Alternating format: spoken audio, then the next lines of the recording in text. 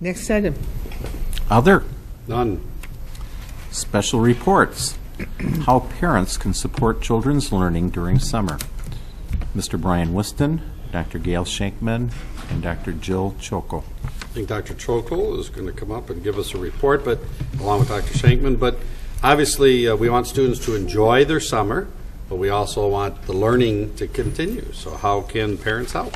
Well, and Mr. Whiston said it very well. You know, the end of the year is always quite exciting, but it's also a good opportunity for parents to plan summer activities to help continue the growth of their children, not only academically, but certainly socially and emotionally. Our public libraries provide many programs that are free for all of our families. You have a handout in front of you. That's the purple one. There's also some handouts on the side there for members of our audience, and the same information will be posted on our website. The public libraries not only encourage reading through checking books out, but they have book talks, they have a lot of special performances, and there are some really unique opportunities for families to participate in, many more than you might think, other than just checking out books. We obviously encourage children to read at home every day and to either write about what it is they're reading or to talk to a family member about it. That keeps the reading growth going. On the handout and on the website, there'll be listed a lot of different websites that families can visit, and I've listed a couple of unique ones. There's one that's totally focused on art, where children can create their own paintings and look at paintings of the masters and then work to create their own. There's a Marvel Kids Comic Center where they can create their own comic strips. There's something called Wonderopolis, which does kind of a question of the day and helps pose some new and unique questions for children. Nature and Science, one is called I Was Wondering, with some different resources on it. National Geographic has a number of different activities that can give families not only ideas but actually activities for the kids to work on. Science, NetLinks, there's something called Oxford Owl, which is provided by Oxford University Press. And there are resources, there are e-books that can be downloaded, so a lot of technology resources. In addition, PBS for kids and USA.gov, which gets a little more into geography and the states and so forth. So I also encourage parents to take their children to community activities such as the DIA, the science museums. There are so many resources available in the Southeast Michigan, Detroit area, that just the opportunity of taking your children to visit these places, talking to them about it, encouraging them to write about it, all of these things will help keep their skills moving and allow them to not lose a lot of the gains that they've made over the years. So we want kids to have fun and to keep learning and, of course, get ready for the upcoming school year. Thank you. Many of those opportunities are free, so there's no charge for them. Trustee McDowell? Yeah, I have a question. The references that you gave us here, are they primarily geared towards elementary students, or? Yes, most of the ones here on this list are geared for elementary. Okay.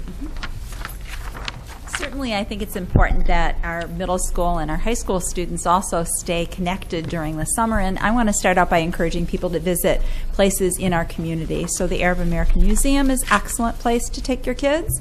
Go over to all of the wonderful things that are available in Dearborn, the Henry Ford opportunities are all good places to go. There are also a lot of things you can do for free, and I'm going to be talking about those things too. So a lot of students are reluctant readers in our high schools and in our middle schools, but that doesn't mean they can't be actively engaged in reading over the summer.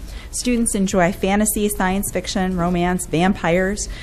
Students with making their own choices are much more motivated. And I know as a parent I wanted to do a lot of the choosing, but sometimes getting them to read is what's really important. So parents should model the kind of reader they want their students to be by showing their students that they're reading and making sure they make that reading public. Emphasize to your students that reading isn't just a book. You can read lots of different things. And that needs to be part of what you show your children that you're doing. And now some kind of unique things. So you can do some things for nothing. Watching the stocks. How do seasonal changes affect business bottom lines? What kind of companies perform better in the summer, worse? Do restaurants and hotel chains do better financially in the summer? Research some companies. get out of town? Well, sometimes you can't afford to make a trip, but you can plan for a future vacation.